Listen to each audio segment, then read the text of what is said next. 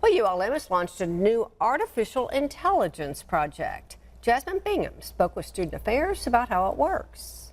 Around 50 Student Affairs Committee members and departments at ULM partnered together to implement the university's new artificial intelligence initiative. The Vice President of Student Affairs says the initiative was adopted from a professor at Syracuse University. Professor Emeritus at the University of Syracuse University, and so we are using his work to be able to identify those factors that will be necessary to help our students. Chatbot, also known as ACE, answers questions ranging from academics to mental health. If students appear to be considered high risk, ACE will notify administrators who will then check on students and offer resources. Between the chatbot and the student, so they might see questions come up around a particular class that they are teaching or around a particular struggle they are facing. So it could sort of give them a window into what's going on in the student's life. Where our administrators will intervene is for these opportunities for follow-up.